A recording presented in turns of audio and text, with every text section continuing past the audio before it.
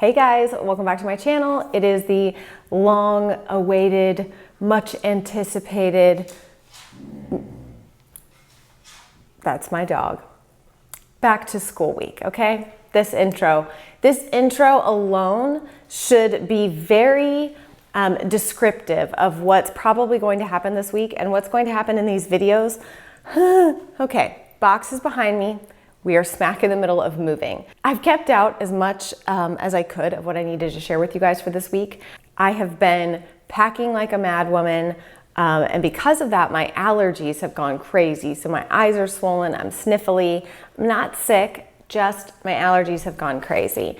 And we also have people here doing work on the house to get some things done at the house that need to be done before we close. And so you're probably gonna hear some hammering, some sawing. I don't know what to say. I tried desperately to make this better and more professional, but alas, here we are. I can only control what I can control. Table saw, not one of those things. So I'm wearing my mic. I'm hoping that this will kind of drown out some of the background noise. We shall see. But don't forget, guys, I mean, even if you have to endure all the weirdness of these videos, every single video is gonna have a giveaway, y'all. I'm so excited. This is one of my favorite things to do with the back to school week is do a giveaway for you guys, and every single video all week long. Okay, so today's video is going to be about our group subjects. I decided to kind of break it up a little bit differently this year, so I'm gonna do a video and share with you guys the kids, like sort of individual subjects, and then this video is going to be their group subjects. So together it will cover sort of all of our curriculum, if you will. Today's giveaway is going to be for a $50 Amazon gift card. I know that Amazon is an easy and quick way to get supplies or books, things like that. And I know that's something that's accessible to a lot of people. So today's giveaway is going to be for a $50 Amazon gift card. Look down below in the description box for all the details about how to enter. But for sure, one of the ways to enter is to leave me a comment down below and tell me what you are most looking forward to this school year. I know there's a lot of like, ugh, because some people are homeschooling this year, even though they don't really want to be. Some people are nervous about sending their kids back into a public school environment. There's all kinds of things going on this school year. So let's focus on some positive and tell me something that you're really looking forward to about this school year. I am going to do a video later this week talking about our schedule and organization and looping and things like that. So I won't go into too much detail there, but I wanted to start with just what our group subjects are. So one of the things that we do is we have been doing a Good and the Beautiful, one of their science units.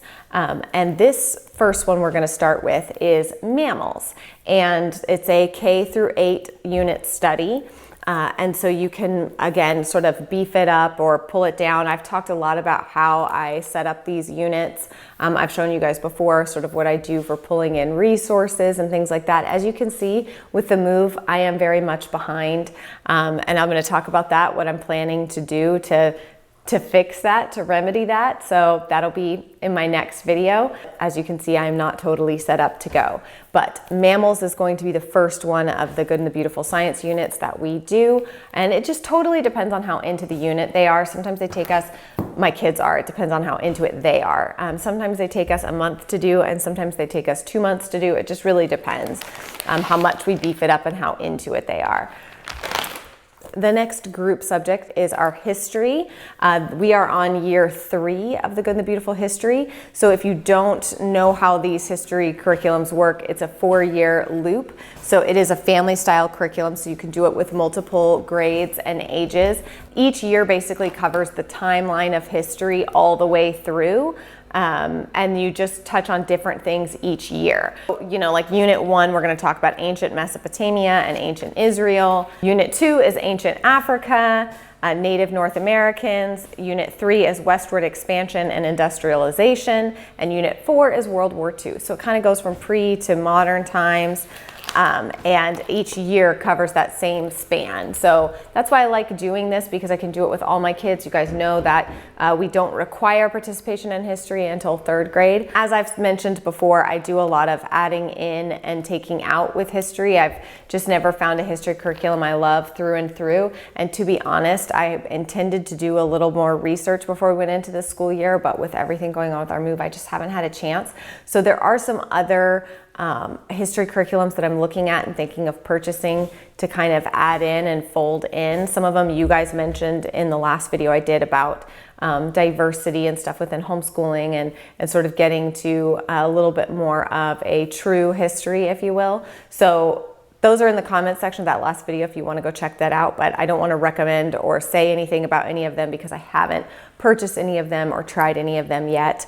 It is still on my list to do. And again, if you watch my next video, my next curriculum video, you'll understand a little bit more why I'm not like super panicked, worried about that just yet. So those are two of our group subjects. And then again, I'm going to talk a little bit more about looping, but I have a number of different things that are on different loops. I'll go in and explain that and how we break it all up, but we are going to be continuing on and adding into our Constitution and Bill of Rights. So I am utilizing a whole bunch of different stuff. This is actually Bill of Rights Roundup. This is the game from year 2, Good and Beautiful History. We just never played it. I've talked about this before. We often don't play the games in the history, but because it's specifically about Bill of Rights, we're going to add that into our Bill of Rights little mini unit that we're all doing together. I have this book as well. We've already gotten into some of this stuff towards the end of last year when we kind of diverted from history to go into a little deeper Constitution and Bill of Rights stuff, but we're not done. So we're going to keep going, but I just want to share with you guys some of the resources that we use. This is A Kid's Guide to America's Bill of Rights. This book seems like it might be kind of boring or whatever because it just looks like it's not. It's actually very interesting, and I have really been enjoying it, and it's kept the kids' attention. So I will link all of these things down below in the description box if you want to check them out. The U.S. Constitution and You. Again, that's why it's perfect that we did the Amazon gift card for this video, because a lot of this stuff I did pick up through Amazon. Constitution Translated for Kids. And then these, I really love these. I have a U.S. Constitution and the Declaration of Independence book. These are from American Milestone, 1776. They're very quick little one-page lessons. We can do 1 or 2 or 3 of them. And then at the end, there is some trivia where you can sort of make sure that everybody pay attention. Did they listen? And sometimes I will go, well, you can see I've marked up on this page because sometimes I'll go to the back here where the glossary is and pull some of these words for spelling words. I'll talk about that in a second because that's on a different loop, but I will often pull spelling words from different things that we are doing. And then I talked about this in a haul. I picked this up at our used homeschool bookstore.